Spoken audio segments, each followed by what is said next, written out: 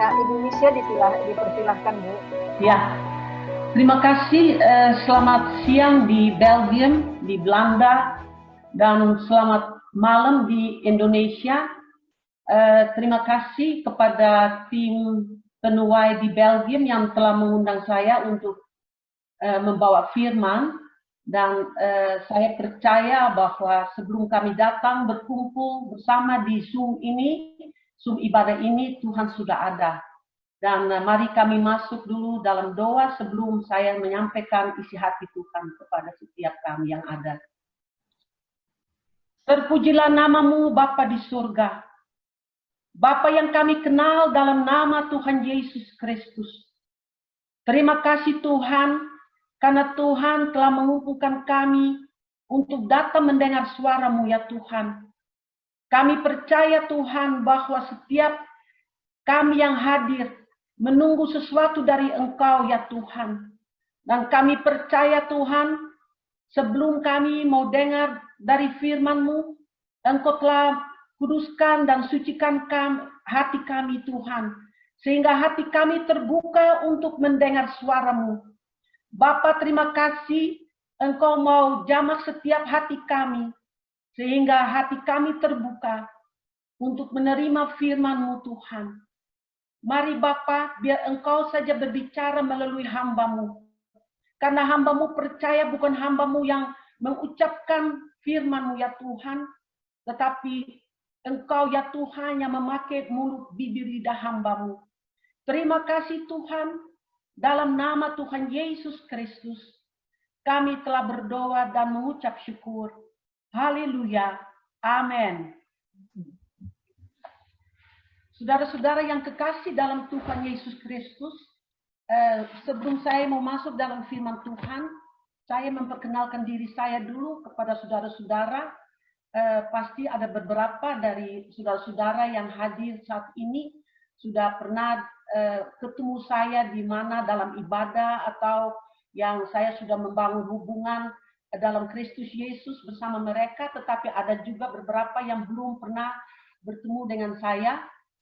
Saya tinggal di Belanda, lahir di Belanda, orang tua saya dari Maluku, dan saya dianugerahkan oleh Tuhan menjadi penterjemah di dalam ibadah-ibadah yang disampaikan dalam bahasa Indonesia, dan saya sendiri juga dipakai oleh Tuhan untuk menyampaikan firman Tuhan.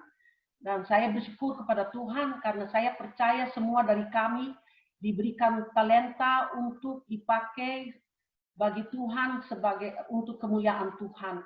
Dan saya percaya bahwa siang hari ini Tuhan akan menyampaikan sesuatu bagi kami semua sehingga kami boleh bertumbuh dan berkembang serta berbuah.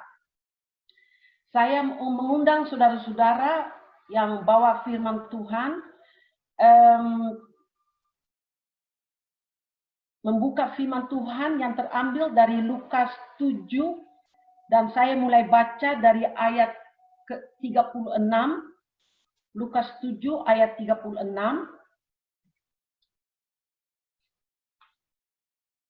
Yesus diurapi oleh perempuan berdosa.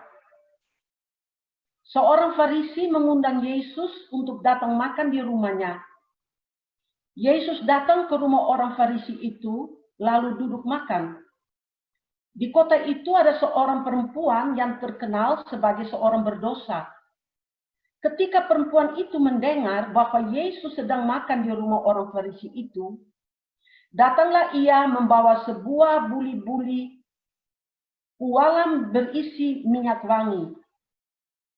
Sambil menangis, ia pergi berdiri di belakang Yesus dekat kakinya, lalu membasahi kakinya itu dengan air matanya dan menyekamnya dengan rambutnya. Kemudian ia mencium kakinya dan meminyakinya dengan minyak wangi itu. Sampai di sini dulu firman Tuhan. Siang hari ini di Belanda dan di Belgium, di Eropa, malam di Indonesia, Tuhan mengundang kita untuk masuk di dalam rumah seorang Farisi, di mana Tuhan diundang untuk makan bersama murid-muridnya dan makan bersama seorang Farisi itu. Mari kita bayangi bahwa di Israel itu kalau Tuhan Yesus pergi kemana, selalu ada rumah terbuka untuk Tuhan Yesus, di mana sudah disediakan makan dan minum. Dan tidak pernah terjadi di mana Tuhan Yesus masuk ke rumah orang, tidak ada makan dan minum, saudara-saudara. Itu ada satu kebudayaan di Israel yang saya sendiri alami juga, di mana kami diundang selalu ada makanan dan minuman di meja. Dan mari kita bersama-sama ikut Tuhan Yesus masuk dalam rumah seorang Farisi itu, dan kita akan melihat apa yang terjadi dalam rumah seorang Farisi itu. Saya telah membaca 3 ayat, ya. Dan ayat yang ketiga di situ kita baca ayat 38. Sambil menangis, ia pergi berdiri di belakang Yesus, dekat kakinya, lalu membasahi kakinya itu dengan air matanya, dan menyekannya dengan rambutnya, kemudian ia mencium kakinya, dan meminyakinya dengan minyak wangi itu. Kalau kita lihat di sini bahwa orang ini yang terkenal di kota itu, seorang berdosa, dia masuk dalam rumah seorang Farisi, dia tidak diundang, tetapi dia ada bawa sesuatu buat Tuhan Yesus. Dia tidak bawa sesuatu buat orang Farisi ini yang punya rumah. Dia tidak lagi pikir apakah dia diterima atau dia sebentar ditolak.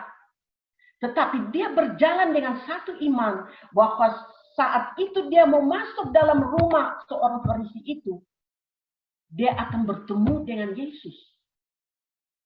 Dan kita sebagai anak-anak Tuhan, kita selalu berjalan dengan Tuhan Yesus di mana kita pergi, di mana kita berada.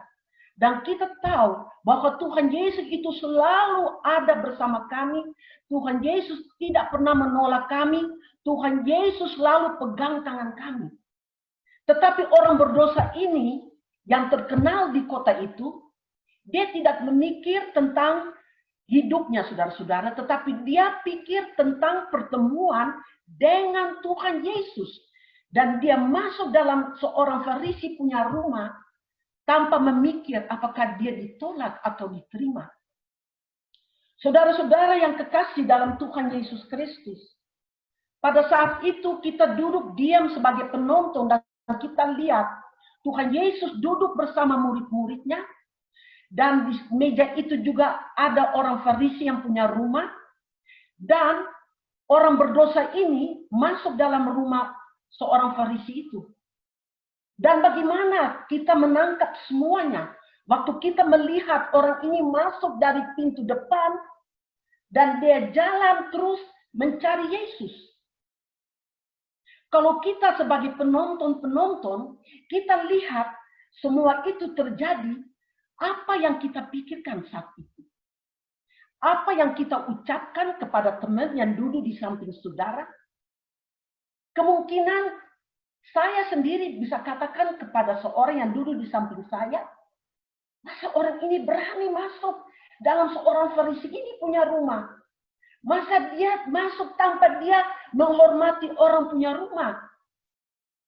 Di situ kita lihat bahwa dia tidak peduli dengan apa yang manusia pikirkan, apa yang manusia katakan, tetapi yang dia cari adalah Yesus Kristus, Juru Selamat kami orang berdosa. Dia tahu bahwa Tuhan Yesus ada di rumah itu. Dan Tuhan Yesus akan berikan dia sesuatu untuk dia bisa pulang dengan satu berkat. Dan dia tidak takut, saudara-saudara.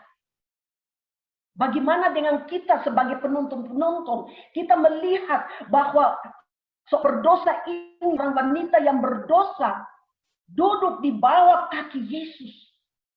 Kita tidak baca bahwa dia datang buang suara kepada seorang Farisi atau kepada murid-murid dan orang-orang yang duduk bersama, tetapi dia langsung mencari Tuhan Yesus.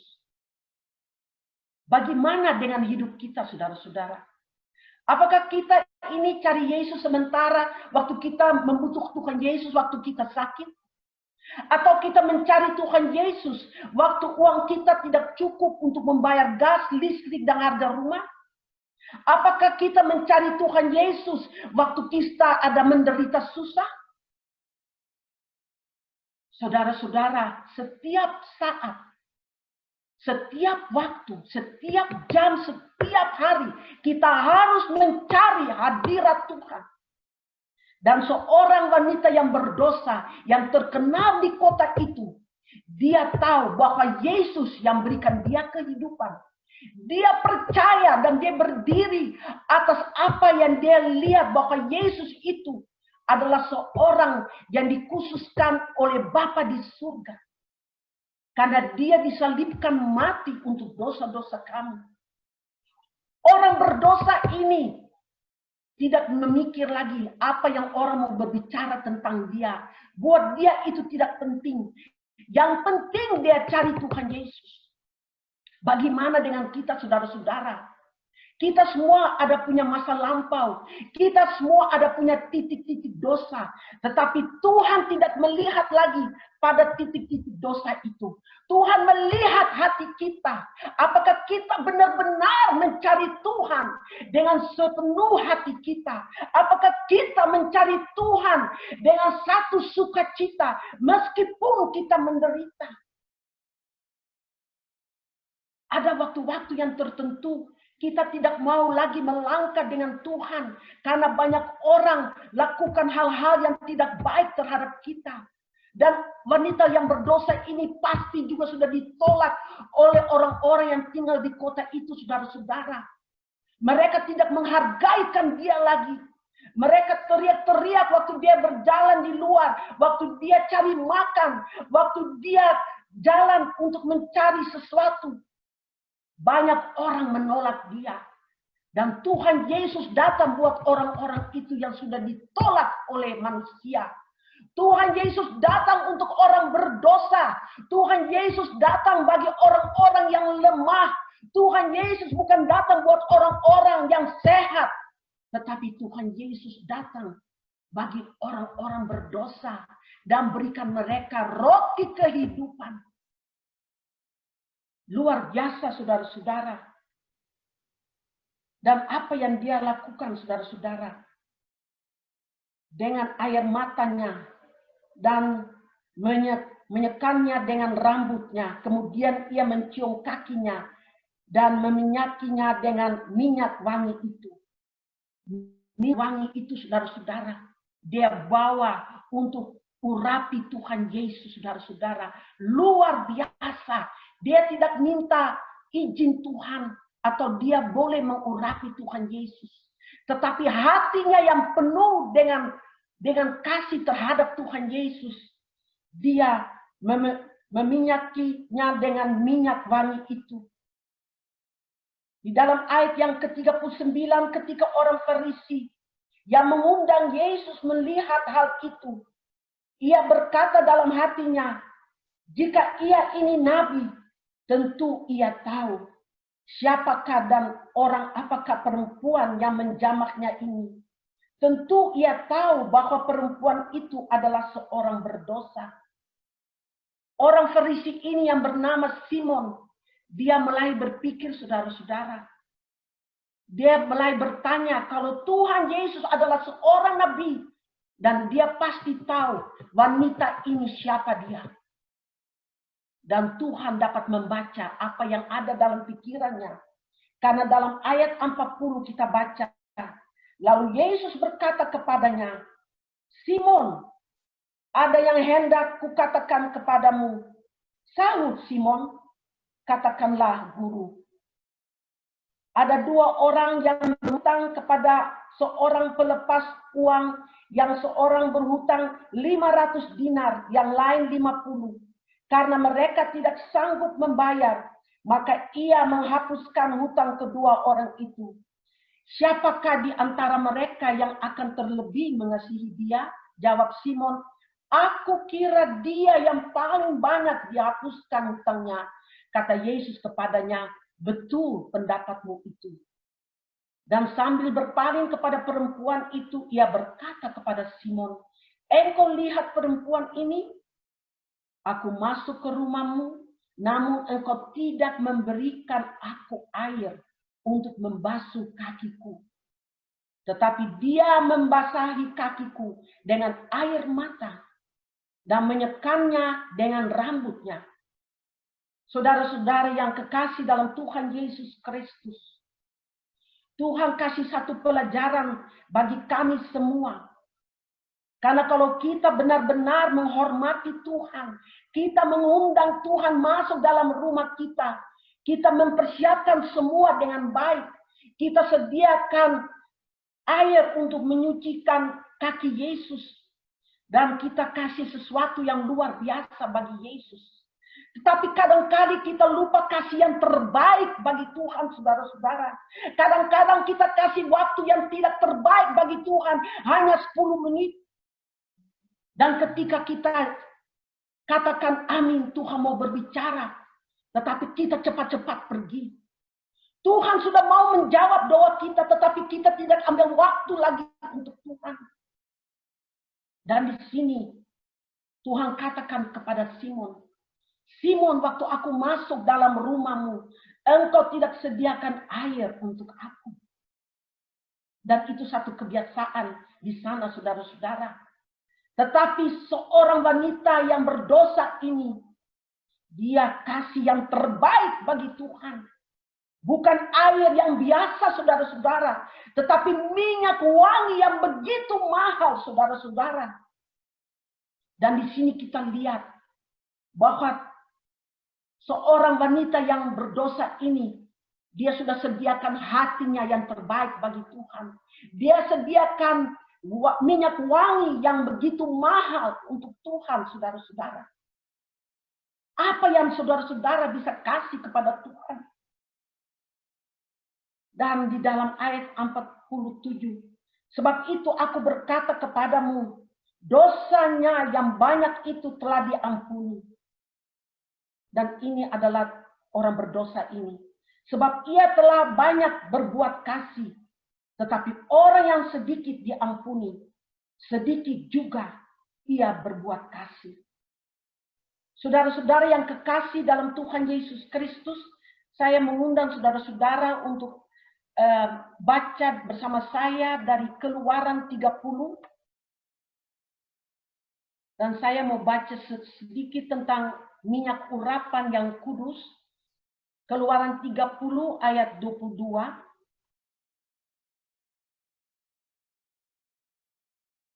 Berfirmanlah Tuhan kepada Musa, ini mengenai minyak urapan yang kudus. Ambillah rempah-rempah pilihan, mur tetesan 500 shikal, dan kayu manis yang harum setengah dari itu, yakni 250 shikal, dan tebu yang baik 250 shikal, dan kayu teja 500 shikal, ditimbang menurut shikal kudus, dan minyak zaitun 1 hin. Haruslah kau buat semuanya itu menjadi minyak urapan yang kudus, suatu campuran rempah-rempah yang dicampur dengan cermat, seperti buatan seorang tukang campur rempah-rempah. Itulah yang harus menjadi minyak urapan yang kudus.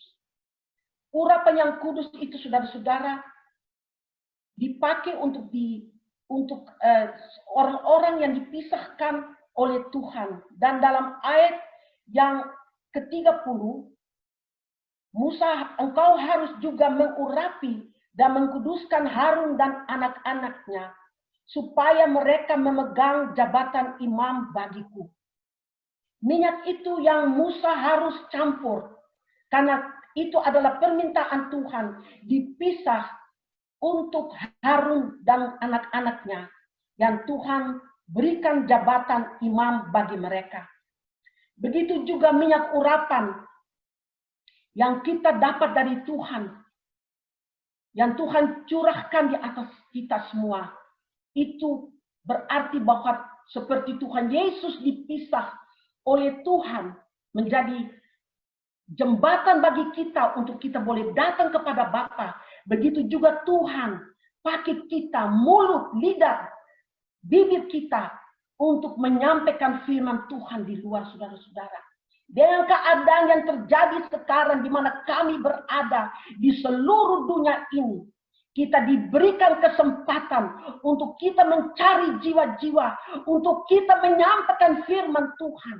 Karena itu, Tuhan telah pisahkan kita, anak-anaknya yang melayani Dia, anak-anaknya yang dengan hati yang sungguh mau melayani Dia dengan sukacita. Saudara-saudara, apa yang kita belajar dari cerita ini, saudara-saudara? Wanita yang berdosa ini, dia punya kasih yang begitu tulus kepada Tuhan. Luar biasa, saudara-saudara. Dia dan Nikodemus juga kita bisa baca sebentar di rumah. Dia juga sediakan minyak yang luar biasa bagi Tuhan waktu Tuhan telah meninggal. Dan dia sediakan yang terbaik bagi Tuhan. Itu yang Tuhan ingin dari kita, saudara-saudara. Mereka tidak memikir tentang harga minyak karena mereka tidak terikat dengan mamon. Banyak orang masih terikat dengan mamon, saudara-saudara. Mamon adalah nama dewa harta benda, saudara-saudara. Banyak orang tidak bisa lepas dari mamon. Dan Tuhan tidak mau diduakan, saudara-saudara. Mari kita baca dari Matius 6 ayat 19 sampai 24.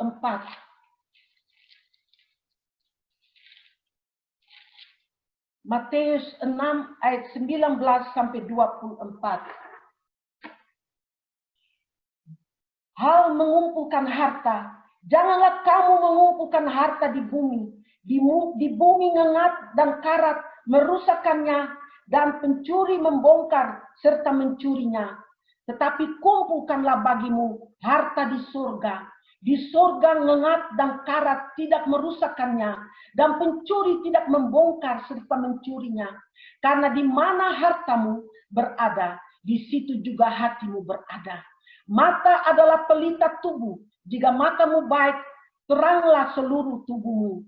Jika matamu jahat, gelaplah seluruh tubuhmu.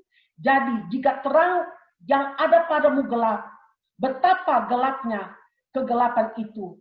Tak seorang pun dapat mengabdi kepada dua tuan. Karena jika demikian, ia akan membenci yang seorang dan mengasihi yang lain. Atau ia akan setia kepada yang seorang dan tidak mengindahkan yang lain. Kamu tidak dapat mengabdi kepada Allah dan kepada Mamon. Orang berdosa ini dan juga Nikodemus waktu Tuhan Yesus mati, dia sediakan minyak. Ada kira-kira 6,5 liter untuk Tuhan Yesus waktu Tuhan Yesus meninggal. Kita juga bisa baca nanti sendiri di rumah. Tetapi mereka tidak memikir tentang harga minyak, saudara-saudara. Uang itu tidak penting bagi mereka. Yang mereka pentingkan dalam hidup mereka adalah Tuhan Yesus, sumber segala-galanya. Dan hanya Dia yang dapat menyediakan yang luar biasa bagi kami, saudara-saudara. Dan yang terakhir, rendah hati yang Tuhan minta dari kami. Kita bisa baca di Lukas 14 ayat 11, saudara-saudara. Lukas 14 ayat yang 11. Sebab barang siapa meninggikan diri, ia akan direndahkan. Dan barang siapa merendahkan diri, ia akan ditinggikan. Saudara-saudara, saya pasti percaya bahwa ada pesan-pesan buat kami semua yang Tuhan sampaikan siang hari ini di Eropa dan malam di Indonesia. Karena waktunya sudah dekat, di mana Tuhan Yesus akan datang kembali berjumpa dengan kami di awan-awan. Dan waktunya sudah dekat. Dalam firman Tuhan tidak tertulis waktu, hari, bulan, dan tahunnya. Tetapi dengan segera Tuhan datang, saudara-saudara. Apakah saudara-saudara sudah siap Saudara pasti juga punya persembahan yang harum bagi Tuhan, bukan? Marilah saudara-saudara, biar sebentar bila mana saudara-saudara pulang ke rumah saudara masing-masing, saudara akan merenungkan firman yang sudah disampaikan. Karena ini yang menjadi pesan bagi kami semua sore hari ini. Sampai di sini firman Tuhan.